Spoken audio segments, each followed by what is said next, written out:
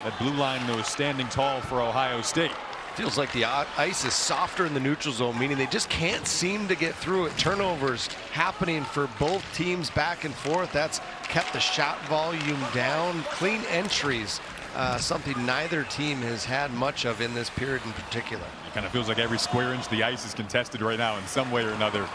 It seems like the defense in particular are most confident defending their blue line versus the zone exits coming a little easier than you might anticipate, but then they're defending the red and certainly their blue with quite a bit of today. Here's a chance, Guzzo scores! Misplayed behind the net, and the captain for Ohio State capitalizes.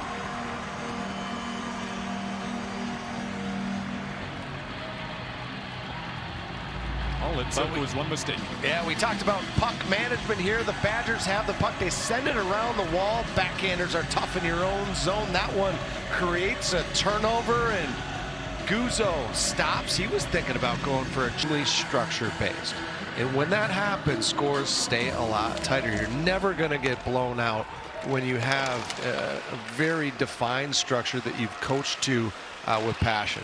Chance early on the period, tapped in, they score! Batted out of midair, maybe that's all you need. 10 seconds into the second period, Mosley able to capitalize on an odd hop, and it's 1-1.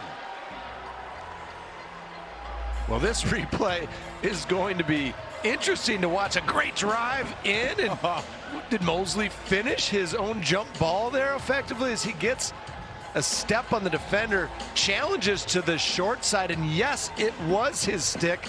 That said, from my first look here, this is considerably above what would be deemed acceptable. Now the official right there says goal, or signals rather goal, so now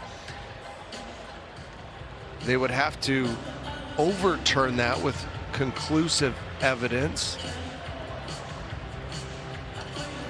Simpson drops 4 straight, trying to get back in the win column today in a big matchup with the Buckeyes tonight. James Hong and his line with a ton of speed for Ohio State enter the Wisconsin zone. Badgers with a bit more of a jump in their step now. Buck led ahead onto the stick blade of Owen Lindmark. He has made good strides. They lost it though at center ice. Can't lose against this line because they got a lot of speed. A wrist shot there from Hong, fended aside. Turnover at center ice, and like you said earlier with Montez, they can turn a mistake into an opportunity in a flash. Hong sends it back in deep. Montez grinding away below the goal line. Zach Scholes tries to get it out. On a second effort, they do. Now room to operate on this fresh ice through center for Wisconsin, but content to dump it in and get off the ice. I mean, you could argue they are nearly misplayed there, Ben, and it finds the back of the net. Mellenbacher this time. Off the turnover, it's Botterill who's able to put it in the back of the net. That was really odd. It was kind of clustered from our vision as to when and where it actually got past Everly. So we'll see here on this second look. Just a bit laissez-faire with their handling of the puck behind the net there. Everly is down. Look at his glove position there. Oh, and it squeezes down the far side. I thought it was the near side. It's out on the ice, Hong tapping it in behind the net to Weiss. Again, a Madison, Wisconsin native. Now Hong gets it back. Talented freshman. Scored in his debut to begin the season. Puck jumped outside of the line, so Buckeyes would have had to tag up. They'll take the time to get a change in. You know, the big key for that line that has so much speed, in the simple sense, is the more that Steve Raw can get them to play inside the dots. It's easy to skate fast on the exterior of the rink. The more they can use that speed to attack the net, they become infinitely more difficult to contain. Here's Montez as a step he typically does. Wrap around, score!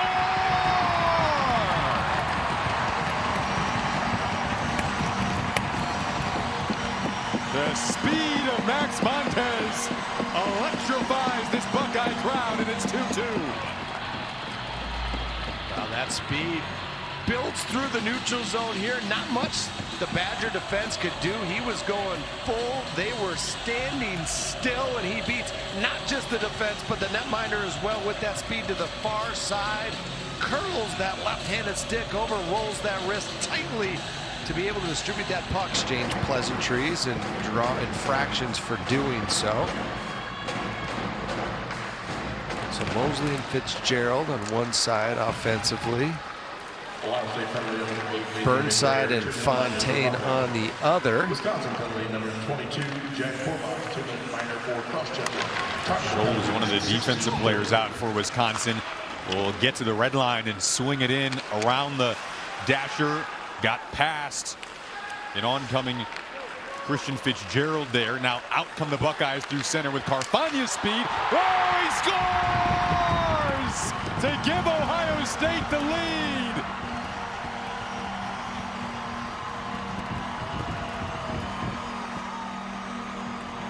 Oh, wait, you see the replay of this is Carfagna comes down. He's going to stick handle his way through, but I want you to look at is he's going to try to pick this puck up.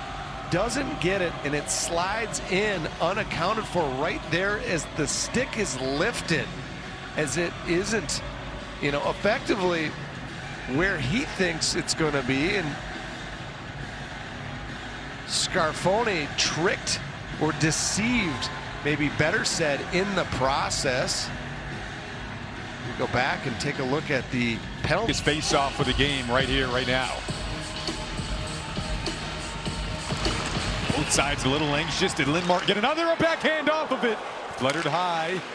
Now Lindmark trying to get it back with the Buckeyes clear. And they get the icing on the cake as well with 10.9 to go.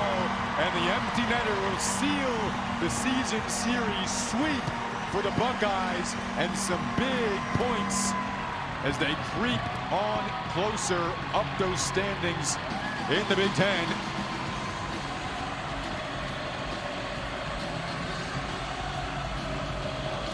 Big third period for the Buckeyes. A lot of ebb and flow in this game that was unanticipated, quite frankly, given the way we saw things in the first period. And